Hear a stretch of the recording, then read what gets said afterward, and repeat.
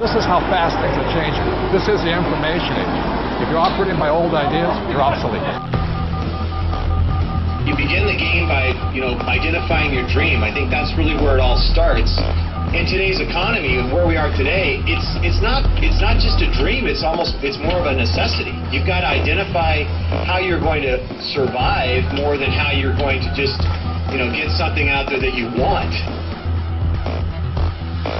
Here I am in New York City, financial capital of the world, surrounded by millions of people, most of whom will spend their entire lives working hard for money, but will have very little to show for it at the end of their life. How many people are pissed off? I hate being told what to do. You have to fail fast. No one can steal my dream.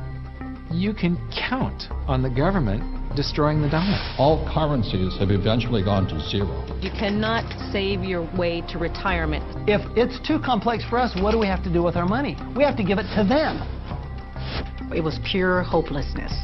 It was just 100% survival. Somebody's buying it. The public isn't buying it yet, but somebody is. How bad do you want it? That's the question. It's time to acquire. An unfair advantage. What is an unfair advantage? What you're about to learn may just change your life. It's showtime, baby. Let's hit it. The greatest opportunity in the history of mankind is here. We're in the greatest economic change in the history of the world. This is going to be the biggest wealth transfer in my lifetime. We've got an entire society that has been built up over the years with the idea that financial institutions are a better place to put your money than to take control of your own life. If you have a solid financial education, taxes, debt, inflation, and retirement can make you richer, not poorer. The rich will get richer and the poor and middle class gone. I was around my brother who was a part of a gang, who ran a gang, and that's a lot like running a business. Most people run from problems, and the truth is that's where the opportunities are. This really is a perfect financial storm. So I am optimistic about the future. It's going to crash. The next big economic boom will not be from the internet or China or India, but will be from empowering women.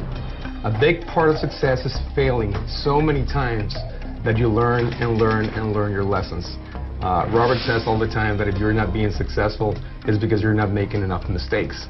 People think that cash is like a safe place to be, a place to park your purchasing power. And I think cash is the worst investment that you can have. And if you follow an economist, you're in trouble. Okay, you want to have barely enough income to survive, if you're lucky. Go do 401ks, go do mutual funds, be my guest. This is the best time to talk about this because people have had a shift of context with this economy. To change your financial life often involves changing your mindset. It really is where it starts. It's the attitude, it's the mindset, it's the decision that you're going to, take responsibility for your own financial life. Knowledge is money. Show business. When you think about show business, you always think about the show, right? Cameras and movie stars and makeup and glamour. But you never think about the business side of it because we don't have financial education. And I didn't learn that until 20 years down the road in my career. And now, I'm not only an expert in the show part of it, but I'm becoming an expert on the business side of it. Business is about production. We can produce our way out of any problem. I was probably age 8 when I started thinking about millions. The very, very first step is you've got to select your dream, because taking control of your financial life starts with a dream. There's got to be a bigger purpose than just making money. If you don't have something that is bigger than you, a dream, a huge dream, you're going to quit. Your friends and who you hang out with, whether you're a child or whether you're an adult, will dictate your destiny and your future. And so you have to be picky and choose your surroundings very carefully. It's creativity.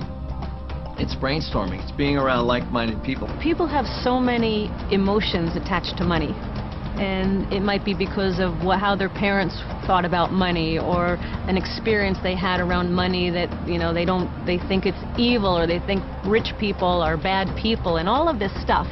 But if you just break it down, money is just a tool to be used in this world. Everybody today uses money, like it or not.